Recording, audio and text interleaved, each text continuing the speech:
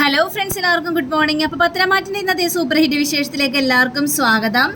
അങ്ങനെ നമ്മുടെ ദേവയാനി ആദർശിനോടും നയനയോടും ഇങ്ങനെ സംസാരിക്കുകയാണ്. എന്നാലും എടാ, എന്ത് പണിക്കുലിവ് കുറച്ചിട്ടാണ് അവർ കൊടുക്കുന്നത്, സ്വർണം എന്തോരാണ് വിറ്റഴിച്ച് പോണേന്ന് നിനക്ക് അറിയാവോടാ എന്നൊക്കെ ഏഞ്ചലറെ കുറിച്ച് പറയുകയാണ്. ഇത് കേട്ട് കഴിഞ്ഞപ്പോഴേക്കും ആദർശാണെങ്കിൽ അമ്മ അതിനെക്കുറിച്ച് എനിക്കറിയാം, കാരണം നമ്മളിപ്പോൾ അതിൻ്റെ പിന്നാലെ പോവുകയാണല്ലോ, എന്താണ് ഏതാണെന്നൊക്കെ മനസ്സിലാക്കാൻ വേണ്ടി.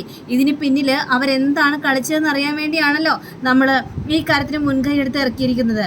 അപ്പം അതുകൊണ്ട് തന്നെ അവർ കുറേ കള്ളക്കെടുത്ത് സ്വർണ്ണമൊക്കെ കൊണ്ടുവരുന്നുണ്ട് അമ്മേ. അതുകൊണ്ടാണ് അവർ പണിക്കൂലി കുറച്ചും സ്വർണ്ണം ഇത്രയും വിൽക്കാനൊക്കെ കൊടുക്കാനുള്ള കാരണം. പക്ഷേ ഇതൊന്നും അധികം നാൾ മുന്നോട്ട് പോകില്ലമ്മേ, അമ്മ കൂടുതൽ ടെൻഷൻ അടിക്കാൻ നിൽക്കണ്ട എന്നൊക്കെ ഇങ്ങനെ പറയുകയാണ് ആദർശ്. അപ്പോഴേക്കും നമ്മുടെ നയന പറയാണ്, അമ്മേ ഞാൻ പറഞ്ഞ കാര്യം ഓർമ്മയുണ്ടല്ലോ, മുത്തശ്ശനോടൊന്ന് സംസാരിക്കണം. എൻ്റെ പൊന്നു മോളെ, ഞാൻ അച്ഛനോട് സംസാരിക്കാം, മോള് പറഞ്ഞ കാര്യങ്ങളൊക്കെ ഞാൻ പറയാം. അച്ഛൻ എങ്ങനെയെങ്കിലും ഞാൻ കൂട്ടിക്കൊണ്ട് വന്നാൽ പോരെ. അതുകൊണ്ട് തന്നെ മോൾ ഈ കാര്യത്തിൽ ഹാപ്പി ആയിട്ടിരിക്കണം. ഇത് കഴിഞ്ഞപ്പോഴേക്കും നയനയ്ക്ക് ഭയങ്കര സന്തോഷം തോന്നുകയാണ്. പക്ഷേ മോളുടെ കാര്യം പറഞ്ഞു കഴിഞ്ഞാൽ അച്ഛൻ വരുമെന്നാണ് സംശയം. അങ്ങനെ വന്നില്ലെങ്കിൽ ടെൻഷൻ അടിക്കാൻ നിൽക്കരുത് കേട്ടോ എന്നൊക്കെ പറഞ്ഞ് മനസ്സിലാക്കി കൊടുക്കുകയാണ്. അമ്മ ഞാൻ ഏതായാലും അമ്മയ്ക്ക് കുറച്ച് ചായ എടുക്കട്ടെ എന്നൊക്കെ ചോദിച്ചു കഴിഞ്ഞപ്പോഴേക്കും വേണ്ട, എനിക്കിപ്പോൾ ചായയും വേണ്ട, ഒന്നും വേണ്ട, നീ നിൻ്റെ ആരോഗ്യം നോക്കിയാൽ മതി മോളെ, നീ നന്നായിട്ടിരിക്കണം, അത് മാത്രമാണ് അമ്മയുടെ ആഗ്രഹം എന്നും പറഞ്ഞുകൊണ്ട് ദേവേനെ അവിടെ നിന്ന് പോവാണ്. അപ്പോഴും ഈ ആദർശിനും അതേപോലെ തന്നെ നയനയ്ക്കും കുറച്ച് ടെൻഷനുണ്ട്. കാരണം ഇനി എന്തായിരിക്കും മുത്തശ്ശൻ പറയാൻ പോകുന്നതെന്ന് ആലോചിച്ചിട്ട് ഒരു പിടിയും കിട്ടുന്നില്ലല്ലോ. അങ്ങനെ നമ്മുടെ മുത്തശ്ശനെയും അതേപോലെ തന്നെ മുത്തശ്ശിയെയും കാണിക്കുക. അപ്പോൾ ഹാളിങ്ങനെ എന്തൊക്കെ ഇങ്ങനെ ആലോചിച്ചുകൊണ്ടിരിക്കുകയാണ്. ആ സമയത്താണ് ദേവയാനിയും അതേപോലെ തന്നെ നമ്മുടെ ഇതും വരുന്നത്, ദേവയാനിയുടെ ഭർത്താവും. അപ്പോൾ ദേവയാനിയുടെ ഭർത്താവും വന്ന് ഇങ്ങനെ നിൽക്കുകയാണ്. എന്തെങ്കിലും രണ്ടുപേരും വന്ന് നിൽക്കുന്നത് എന്ന് ചോദിച്ചപ്പോഴേക്കും മുത്തശ്ശി പറയാം, മുത്തശ്ശിക്ക് കാര്യം നേരത്തെ അറിയായിരുന്നു. മുത്തശ്ശി പറയാണ്, ഇവർക്ക് എന്തൊക്കെയോ പറയാനുണ്ടെന്നാണ് പറയുന്നത്. ആഹാ, എൻ്റെ മരുമകൾക്കും മകനും എന്തെങ്കിലും പറയാനുണ്ടെങ്കിൽ എന്താ, തൻ്റെ റെക്കമെൻഡേഷൻ വേണോ എന്ന് ചോദിക്കുകയാണ്. അവർക്ക് എന്ത് വേണമെങ്കിലും എന്നോട് തുറന്നു പറയാൻ പാടില്ലേ? അല്ല, എന്നാലും ഒന്ന് ഇങ്ങനെ റെക്കമെൻഡേഷൻ ചെയ്യുന്നത് കൊണ്ട് കുഴപ്പമൊന്നുമില്ല. ഓ, പണ്ടൊക്കെ അങ്ങനെയായിരുന്നു. വീട്ടിലെ കാരണവന്മാരുടെ മുന്നിൽ വരാൻ നേരത്ത് നമ്മൾ റെക്കമെൻഡേഷനൊക്കെ ചെയ്യും. കാരണം അത് ആ കാരണവന്മാരോടുള്ള പേടിയും ബഹുമാനമൊക്കെ കൊണ്ടാണ്. ഇപ്പം അങ്ങനെയൊന്നും അല്ലല്ലോ. കാരണം ഇപ്പോൾ ഒരു അനുവാദം കൂടാതെ കടന്നു വരിക, വായ തോന്നിയ കാര്യങ്ങളെല്ലാം വിളിച്ചു പറയുക, ഇതൊക്കെയാണ് ഇപ്പം നടന്നുകൊണ്ടിരിക്കുന്നത്. പിന്നെ ചിലപ്പോഴൊക്കെ സ്നേഹം കാണിക്കും, ചിലപ്പോഴൊക്കെ കഴുത്തിന് കയറി പിടിക്കുകയും ചെയ്യും. ഇദ്ദേഹം എന്താണ് ഇങ്ങനെയൊക്കെ പറയുന്നത്? അവർക്ക് എന്താ പറയാനുള്ളതെന്ന് കേട്ടൂടെ? അവരതിനു വേണ്ടിയല്ലേ വന്നത്? ശരി, എന്താ നിങ്ങൾക്ക് പറയാനുള്ളത് എന്ന് ചോദിക്കാം. ഇത് കേട്ടുകഴിഞ്ഞപ്പോഴേക്കും അത് പിന്നെ ഇപ്പോൾ ദേവേനെ ആച്ചാ, നയനമോളുടെ 3-ാം മാസ ചടങ്ങ് നടക്കാനായിട്ട് പോവാണ്. ആ സമയത്ത് അച്ഛനും കൂടി വരണമെന്നാണ് അവളുടെ ആഗ്രഹം. ഇത് കേട്ട് കഴിഞ്ഞപ്പോഴേക്കും, ദേവയാനി നീ എല്ലാം അറിഞ്ഞു വെച്ചുകൊണ്ടാണോ ദേവയാനി പറയുന്നത്?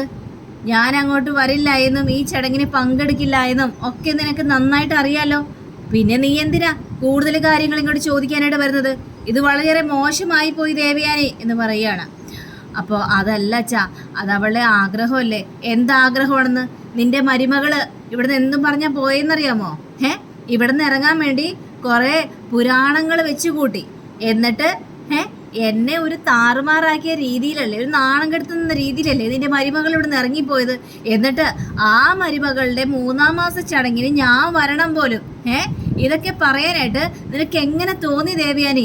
ഇനി ഈ കാര്യത്തിൽ മിണ്ടിപ്പോകരുത്. ഇതൊക്കെ കേട്ട് കഴിഞ്ഞപ്പോഴേക്കും നമ്മുടെ മുത്തശ്ശി ആണെങ്കിൽ, ഓ, ഒന്ന് ചടങ്ങിന് പോയെന്ന് വിചാരിച്ച് എന്താ കുഴപ്പം?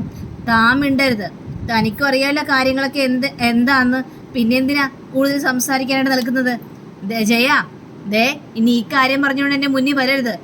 എനിക്ക് ദേഷ്യം വരുന്ന കാര്യം ഒന്നും ഇങ്ങോട്ട് സംസാരിക്കാൻ നിൽക്കരുത് എന്നൊക്കെ ഇങ്ങനെ പറയാം. ഇങ്ങനെ പറഞ്ഞു കഴിഞ്ഞപ്പോഴേക്കും ജയനാണെങ്കിൽ, ദേവയാനി നിർത്ത്, അച്ഛന് വരാൻ താല്പര്യമില്ലെന്ന് പറഞ്ഞല്ലോ, ഇനി അച്ഛനോട് കാര്യങ്ങളൊന്നും ചോദിക്കണ്ട, ഇനിയൊന്നും മിണ്ടാതിരിക്കുന്നതായിരിക്കും നല്ലത് എന്നൊക്കെ ഇങ്ങനെ പറയാം. അപ്പം ജയൻ അവിടെ നിന്ന് പോവുകയും ചെയ്യണം.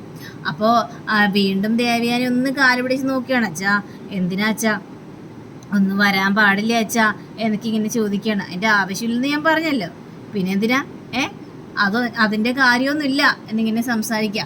അപ്പോഴാണ് ദാ വരുന്നു നമ്മുടെ നവ്യ. അപ്പം നവ്യെ കാണുകയാണ് ദേവയാനി. അപ്പം നവ്യെ കണ്ടുകഴിഞ്ഞപ്പോഴേക്കും, നവ്യേ ഇങ്ങോട്ടൊന്ന് വന്നേ നവ്യെ എന്ന് പറഞ്ഞപ്പോഴേക്കും നവ്യ ഒരു കുഴപ്പമില്ലാതെ നേരെ അങ്ങോട്ട് ചെല്ലുക. ചെന്നിട്ട് അതെ, നിന്റെ അനിയത്തിയുടെ 3-ാം മാസ ചടങ്ങ് നടത്താനായിട്ട് ഉദ്ദേശിച്ചിരിക്കുക. ആ സമയത്ത് എന്താ നീ പോകുന്നില്ലേ ഫംഗ്ഷന് എന്ന് ചോദിച്ചപ്പോഴേക്കും ഞാനെന്തിനാ ഫംഗ്ഷന് പോകുന്നത്? അതിൻ്റെ കാര്യമുണ്ടെന്ന് എനിക്ക് തോന്നിയില്ല. എന്തേ മുത്തശ്ശ, ഞാൻ മുത്തശ്ശനോടൊരു കാര്യം പറയാം. മുത്തശ്ശൻ ഇവിടെ നടന്ന സംഭവങ്ങളും എല്ലാം അറിഞ്ഞായിരുന്നോ?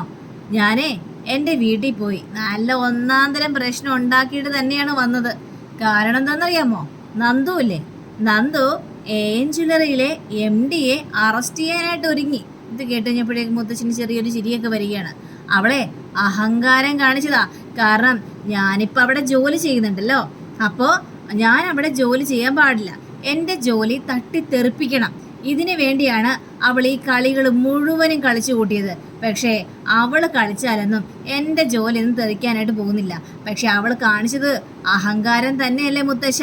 ഇതൊക്കെ കേട്ട് കഴിഞ്ഞപ്പോഴേക്കും മുത്തശ്ശനാണെങ്കിൽ നന്ദു അങ്ങനെ AN ജ്വല്ലറിയിലെ MD അറസ്റ്റ് ചെയ്യാനായിട്ട് ഒരുങ്ങിയിട്ടുണ്ടെങ്കിൽ അതിലെന്തെങ്കിലും കാരണം ഉണ്ടാകും.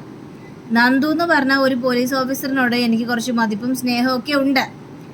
അത് സത്യസന്ധമായ ജോലി ചെയ്യുന്നത് കൊണ്ടാണ് അങ്ങനൊരു ബഹുമാനമൊക്കെ. പക്ഷേ ഈ AN ജ്വല്ലറിയിലൂടെ MD ഒരു തെറ്റ് ചെയ്തിട്ടുണ്ടാവും. അതുകൊണ്ടായിരിക്കും ഇങ്ങനൊരു സംഭവം അരങ്ങേറിയത് മുത്തശ്ശ. അല്ലെങ്കിലും മുത്തശ്ശന് ഇപ്പോഴും അവരോടൊക്കെ തന്നെ കൂറുന്നത് എനിക്ക് നന്നായിട്ട് തന്നെ അറിയാം. ഇവിടെ എൻ്റെ ഭർത്താവ് അഭിയെ നന്ദു ഈ കൺമുന്നിൽ കൂടി അറസ്റ്റ് ചെയ്തുകൊണ്ട് പോയി കഴിഞ്ഞപ്പോഴേക്കും മുത്തശ്ശനൊരു വാക്കും വേണ്ടിയോ? ഇല്ലല്ലോ. എന്താ മുത്തശ്ശ ഇത്? എല്ലാവരെയും വേർതിരിച്ച് കാണുന്നത് മുത്തശ്ശ. ഇത് കേട്ടുകഴിഞ്ഞപ്പോഴേക്കും തെറ്റ് ചെയ്തവരാരാണോ അവർ ശിക്ഷിക്കപ്പെടണം. അതാണ് ഈ കുടുംബത്തിൽ നിയമം. ആണോ? അങ്ങനെയാണോ? അങ്ങനെയാണെങ്കിൽ മുത്തശ്ശൻ്റെ മൂത്ത കൊച്ചുമോൻ എന്താ കാണിച്ചു കൂട്ടിയത്? എന്നിട്ട് മൂത്ത കൊച്ചുമോനോട് ഇങ്ങനൊരു സംഭവം ഉണ്ടായില്ലല്ലോ, ശിക്ഷിച്ചോ? ഇല്ലല്ലോ. പിന്നെ എന്താ മുത്തശ്ശ കൂടുതൽ പറയാനായിട്ട് നിൽക്കുന്നത്? ഇത് കേട്ട് കഴിഞ്ഞപ്പോഴേക്കും നവ്യെ, ആദർശിനെ തെറ്റ് ചെയ്തുകൊണ്ടാണ് ഞാൻ ഇവിടെ നിന്ന് പുറത്താക്കിയത്. അതെന്തുകൊണ്ടാ? ഇത് കേട്ട് കഴിഞ്ഞപ്പോഴേക്കും മുത്തശ്ശ, പക്ഷേ ചന്തുമോളുടെ അച്ഛൻ ആദർശാണെന്ന് അറിഞ്ഞിട്ട് പോലും എൻ്റെ അഭിയുടെ നേരെ നിങ്ങളെല്ലാവരും കൂടി കുറ്റം ചാർത്തിയതാ. അവനാണ് അച്ഛൻ എന്ന് പരത്തി തീർത്തതാ നിങ്ങളെല്ലാവരും. ഇത് കേട്ട് കഴിഞ്ഞപ്പോഴേക്കും ദേവയാനിയാണെങ്കിൽ അതിൻ്റെ സത്യാവസ്ഥ മുഴുവനും നിന്റെ അമ്മ പറഞ്ഞതല്ലേ നവ്യെ? പിന്നെ എന്തിനാ ഈ കാര്യത്തിൽ കൂടുതൽ സംസാരം? ആ കാര്യങ്ങൾ മുഴുവനും വ്യക്തമായിട്ട് പറഞ്ഞതാ നിന്റെ അമ്മ. ഓ, അമ്മയും നിങ്ങളുടെ കൂട്ടാണല്ലോ. എൻ്റെ കുടുംബജീവിതം തകർക്കാൻ നോക്കുകയാണ് നിങ്ങളെല്ലാവരും. എന്നോടൊരല്പം പോലും സ്നേഹം നിങ്ങൾക്ക് ആർക്കുമില്ല. ഒരു പെണ്ണ് വഴിയാധാരം ആവണമെങ്കിൽ വഴിയാധാരം ആയിക്കോട്ടെ എന്നാണ് നിങ്ങളുടെ മനസ്സിലെ ചിന്ത മുഴുവനും. നിങ്ങളെല്ലാവരും ഒറ്റക്കെട്ട് എന്നൊക്കെ പറയാം. അങ്ങനെയൊക്കെ പറഞ്ഞുകൊണ്ട് ഈ നവ്യ അവിടെ നിന്ന് പോവുകയാണ്. അപ്പോൾ നവ്യ അവിടെ നിന്ന് പോയി കഴിഞ്ഞപ്പോഴേക്കും മുത്തശ്ശിയാണെങ്കിലും ഇതൊക്കെ കേൾക്കുമ്പോഴാണുള്ള സത്യങ്ങൾ മുഴുവനും പറയാനായിട്ട് തോന്നുന്നത്. എൻ്റെ പൊന്നെ, സത്യങ്ങൾ മുഴുവനും പറഞ്ഞതാണല്ലോ. എന്നിട്ട് അവൾ വിശ്വസിച്ചു? ഇല്ലല്ലോ, അവൾ വിശ്വസിക്കില്ല. ഇത് കേട്ട് കഴിഞ്ഞപ്പോഴേക്കും ദേവയാനി വിശ്വസിപ്പിക്കാനുള്ള കാര്യങ്ങളൊക്കെ നമ്മുടെ കയ്യിലുണ്ടല്ലോ ദേവയാനി. വേണ്ട, ഒരു അനുഭവം നമുക്കിവിടെ ഉണ്ടായതാണല്ലോ. ഇനിയും കുറെ തെളിവുകളൊന്നും നിരത്തണ്ട അവളുടെ മുന്നിൽ. അവൾ എന്ത് വേണമെങ്കിലും പറയേ പ്രവർത്തിക്കേ എന്ത് വേണമെങ്കിലും ചെയ്തോട്ടെ. നമ്മൾ ആ കാര്യത്തിൽ ഇടപെടാനേ പോകണ്ട. അവൾ എന്താന്ന് വെച്ചാൽ ചെയ്തോട്ടെ എന്ന് പറയാണ്. അങ്ങനെ ദേവയാനി അവിടെ നിന്ന് കയറി പോവാ. ദേവയാനി പോയി കഴിഞ്ഞപ്പോഴേക്കും നമ്മുടെ മുത്തശ്ശിയാണെങ്കിൽ അതെ, ഇത്രയ്ക്ക് വലിയ സീരിയസ് ആകാനും നിൽക്കണ്ട കേട്ടോ. കൊച്ചുമോളുടെ പരിപാടിക്കൊക്കെ പോകണമെന്ന് പറഞ്ഞിട്ട് ഇങ്ങനെ പോകാതിരിക്കുന്നത് വളരെയേറെ തെറ്റായ കാര്യം തന്നെയാണ്. ദേടോ, ഞാൻ എൻ്റെ മനസ്സിലുള്ള കാര്യങ്ങളെല്ലാം പറഞ്ഞായിരുന്നല്ലോ. എനിക്ക് നയന മോളുടെ 3-ാം മാസ ചടങ്ങിലൊക്കെ പോകണമെന്നൊക്കെ വല്ലാത്ത ആഗ്രഹം ഉണ്ടായിരുന്നു. പക്ഷേ എന്ത് ചെയ്യാനാ, ഞാനിപ്പോൾ അങ്ങനെ പോയി കഴിഞ്ഞിട്ടുണ്ടെങ്കിൽ എൻ്റെ പിണക്കം മാറിയെന്ന് എല്ലാവരും കരുതും. പിന്നെ അവർ പഴയതുപോലെ ആകും. തെറ്റുകൾ കണ്ടുപിടിക്കാനായിട്ട് അവർ മുൻകൈ എടുത്ത് ഇറങ്ങില്ല. ആ കാര്യം ഒന്ന് ചിന്തിച്ച് നോക്കിക്കണ്ടേ. നയനമോൾ ഇവിടെ നിന്ന് ഇറങ്ങിപ്പോയപ്പോഴേ എൻ്റെ മനസ്സ് തകരേ ചെയ്തത്. പക്ഷേ അവളെ ഇറങ്ങിപ്പോയത് എന്തുകൊണ്ടും നല്ലതായെന്ന് ഇപ്പം തോന്നുന്നില്ലേ? കാരണം അവൾ ഇറങ്ങിപ്പോയില്ലായിരുന്നെങ്കിൽ ആദർശ് ഈ സത്യങ്ങളെല്ലാം അറിയാനായിട്ട് മുൻകൈയെടുത്ത് ഇറങ്ങില്ലായിരുന്നു. ഇപ്പം എന്താ സംഭവിച്ചത്? ആദർശിന് വിജയങ്ങൾ വരാനായിട്ട് പോവാ. അപ്പോൾ ആ വിജയത്തിന് പിന്നിലും നയനമോള് തന്നെയാ. അപ്പോൾ നമ്മൾ സന്തോഷിക്കുകയല്ലേ വേണ്ടത്. അപ്പോൾ അവരുടെ ഇടയിലേക്ക് നമ്മൾ പോകാതിരിക്കുന്നതായിരിക്കും നല്ലത് എന്നൊക്കെ പറഞ്ഞുകൊണ്ട് ഇങ്ങനെ സംസാരിക്കുകയാണ്. അങ്ങനെ പിന്നീട് കാണിക്കുന്നത് നമ്മുടെ അനി. അപ്പോൾ അനിയാണെങ്കിൽ ആകെ ടെൻഷൻ അടിച്ചിരിക്കുകയുള്ളൂ. ഇവരെന്തിനാണ് വരാൻ പറഞ്ഞതെന്നാവോ, ഇവരെന്തിനാ എന്നെ കാണണമെന്ന് പറഞ്ഞതാവോ, ഒന്നൊരു പിടിയും കിട്ടുന്നില്ലല്ലോ. അപ്പോൾ അവരൊന്ന് നവീൻ. അപ്പോൾ നവീൻ ഭയങ്കര സന്തോഷത്തിലാണ്. എടാ, എൻ്റെ മനസ്സിലുള്ള കാര്യങ്ങൾ മുഴുവനും ഞാൻ പറഞ്ഞു. എന്നിട്ട് ഇപ്പോഴും കനി മേടിച്ചു പോയി. എന്ത് കാര്യങ്ങളാണവോ? അതെ, ഞാൻ അവന്തികയെ വിളിച്ചായിരുന്നു. എന്നിട്ട് അവന്തിക എന്നെ ഞാനൊന്ന് കാണുമെന്ന് പറഞ്ഞു. അവൾ വരികയും ചെയ്തു. എന്നിട്ട് അവളുടെ മുഖത്ത് നോക്കി തന്നെ പറഞ്ഞു, ഈ ബന്ധത്തോട് എനിക്ക് താല്പര്യമില്ല എന്ന്. അയ്യോടാ, നീ എന്ത് പരിപാടിയാടാ കാണിച്ചത്? നീ എന്തിനാണ് ആ പെൺകുട്ടിയോട് അങ്ങനെ പറഞ്ഞത്? അവൾ എത്രമാത്രം മനസ്സ് വേദനിച്ചിട്ടുണ്ടാവും. അവൾക്ക് എന്നെ ഭയങ്കര ഇഷ്ടമായിരുന്നു, അത് ഓക്കെയാ. പക്ഷെ എനിക്ക് അവളെ കല്യാണം കഴിക്കാനായിട്ട് പറ്റുമോ? അതുകൊണ്ട് ഞാൻ പറഞ്ഞു, ഞാനൊരു പെൺകുട്ടിയെ സ്നേഹിക്കുന്നുണ്ടെന്ന്. എന്നിട്ട് അത് നന്ദുവാണെന്ന് നീ അവളോട് പറഞ്ഞായിരുന്നു? ഞാൻ അവളോട് നന്ദുവാണെന്നൊന്നും പറഞ്ഞില്ല. എൻ്റെ മനസ്സിലൊരു പെൺകുട്ടി ഉണ്ടെന്ന് മാത്രമേ ഞാൻ പറഞ്ഞിട്ടുള്ളൂ. നന്ദുവാണെന്ന് പറയാൻ പറ്റില്ലല്ലോ. അങ്ങനെ പറഞ്ഞു കഴിഞ്ഞാൽ വലിയ പ്രശ്നമാവുമെന്നൊക്കെ എനിക്ക് നന്നായിട്ട് അറിയാം. പക്ഷേ എടാ, നീ അത് വല്ലാത്തൊരു കഷ്ടമായി പോയിട്ടോ എന്ന് വിചാരിച്ച് എനിക്ക് നന്ദുവിനെ മാത്രമേ സ്നേഹിക്കാനായിട്ട് പറ്റുള്ളൂ. ഏതായാലും നന്ദുവിനോട് ഇതേപോലെ മനസ്സോർന്ന് ഞാൻ പറയാനായിട്ട് ഒരുങ്ങിയിട്ടുണ്ട്. ഞാൻ പറയും. ഇനിയിപ്പം നിന്നോട് ഏൽപ്പിച്ചിട്ട് ഒരു കാര്യമില്ലല്ലോ. നീയാണെങ്കിൽ അവളോട് പറയുന്നുമില്ല. ഇത് കേട്ടാ അനി പേടിച്ചു പോവുക. അപ്പം അനിയാണെങ്കിൽ നന്ദുവിനോട് പറഞ്ഞ് നീ വെറുതെ നാണം കെടാൻ നിൽക്കരുത് കേട്ടോ. അതെ, നന്ദുവിൻ്റെ മനസ്സിൽ നിന്നെ അങ്ങനെ ഒരു സ്ഥാനത്തല്ല കാണുന്നത്. അപ്പോൾ പിന്നെ കാര്യങ്ങളൊന്നും നടക്കാനായിട്ട് പോകുന്നില്ല എന്ന് പറയുകയാണ്. ഇത് കേട്ടുകഴിഞ്ഞപ്പോഴേക്കും എടാ, എന്തായാലും നമ്മളുടെ മനസ്സിലൊരു ആഗ്രഹം വന്നു കഴിഞ്ഞിട്ടുണ്ടെങ്കിൽ ആഗ്രഹം ഇപ്പം തുറന്നു പറയുന്നത് കൊണ്ട് കുഴപ്പമൊന്നുമില്ലല്ലോ. അത് തുറന്നു പറയണമെന്ന് തന്നെയാണ് എൻ്റെ ആഗ്രഹം. അപ്പോൾ അത് പറയണം. അങ്ങനെ തങ്ങളുടെ മുന്നോട്ട് പോട്ടേടാ. കിട്ടുമ്പോഴേക്കും അനിയാണെങ്കിൽ ആകെ ടെൻഷൻ അടിച്ച് നിൽക്കുകയാണ്. അങ്ങനെയും പറഞ്ഞുകൊണ്ട് നമ്മുടെ നവീൻ അവിടെ നിന്ന് പോവാം. അപ്പം നവീൻ അവിടെ നിന്ന് പോയി കഴിഞ്ഞപ്പോഴേക്കും അനി പറയുകയാണ്, എൻ്റെ ദൈവമേ, ഇവനാണെങ്കിൽ നന്ദുവിനോട് ഈ തൻ്റെ മനസ്സിൽ സ്നേഹമൊക്കെ തുറന്നു പറയോ? ഇത് വലിയൊരു പ്രശ്നം ആവുമല്ലോ. അങ്ങനെ ആയിക്കഴിഞ്ഞിട്ടുണ്ടെങ്കിൽ എന്താ ഇപ്പം ചെയ്യുക എന്നൊക്കെ ഇങ്ങനെ അനി ഇങ്ങനെ ചിന്തിക്കുകയാണ്. പിന്നീട് കാണിക്കുന്ന നമ്മുടെ നന്ദു ആണെങ്കിൽ ജ്വല്ലറിയിൽ പോയിട്ട് വരിക. ആ സമയത്ത് എൻ്റെ പൊന്നച്ഛ അമ്മേ, സ്വർണത്തിനൊക്കെ എന്താ വില? ആ പണിക്കൂലിയൊക്കെ ഇല്ലേ, ഒടുക്കത്തെ പണിക്കൂലിയാ. ഇതൊക്കെ എങ്ങനെ പാവപ്പെട്ട ആൾക്കാർ മേടിക്കുമെന്ന് ആലോചിച്ചിട്ട് ഒരു പിടിയും കിട്ടുന്നില്ല. എവിടെ നീ നയനമോൾക്കുള്ള സ്വർണ്ണം മേടിച്ചോന്നോ? ഞാൻ മേടിച്ചു, ഇത് നോക്കിക്കണ്ടേന്ന് പറഞ്ഞുകൊണ്ട് കാണിച്ചു കൊടുക്കുക. അപ്പോൾ കാണിച്ചു കൊടുത്തു കഴിഞ്ഞപ്പോഴേക്കും അയ്യോ, ഇത് നല്ല അടിപൊളി ഡിസൈനാണല്ലോ മോളെ. നല്ല അടിപൊളി ഡിസൈനാ, അതിനനുസരിച്ച് നല്ല പണിക്കൂലിയുണ്ട്. പിന്നെ ഞാൻ മൂർത്തീസ് ജ്വല്ലറിയിലേക്ക് പോകുന്ന കാര്യമൊന്നും ഞാൻ അവരോട് പറഞ്ഞില്ല. അങ്ങനെ പറഞ്ഞിട്ടുണ്ടെങ്കിൽ പിന്നെ അതിൻ്റെ പേരിൽ ഔദാര്യമാകും, അങ്ങനെയാകും, ഇങ്ങനെയാകും. അതുകൊണ്ട് ആരുടെ ഔദാര്യം വേണ്ട എന്ന് ഞാൻ അങ്ങോട്ട് തീരുമാനിച്ചു. അപ്പോൾ നമ്മുടെ കനകമാണെങ്കിലും മോളെ, ഈ വളം മേടിക്കാനായിട്ട് നിൻ്റെ പൈസ മുഴുവനും കാലിയായി കാണുമല്ലോ. പിന്നെ അല്ലാതെ. പക്ഷെ എന്നാലും കുഴപ്പമില്ല, ചേച്ചിക്ക് വേണ്ടിയല്ലേ. ചേച്ചിക്ക് വേണ്ടി ഒരു സമ്മാനം കൊടുക്കുന്നതിന് സന്തോഷം മാത്രമല്ലേ ഉള്ളൂ അമ്മേ. അപ്പോഴേക്കും നമ്മുടെ ഗോവിന്ദനാണെങ്കിൽ അതെ, മൂർത്തീസ് ജ്വല്ലറി പോയാലും അവർ പണിക്കൂലിയൊന്നും കുറയ്ക്കുകയില്ല, ആൾക്കൊരു ഔദാര്യം കൊടുക്കത്തുമില്ല. പിന്നെ സ്വന്തം വീട്ടിലെ ആൾക്കാർക്കാണെങ്കിൽ പോലും പണിക്കൂലി കുറക്കാനായിട്ട് അവർ സമ്മതിക്കില്ല.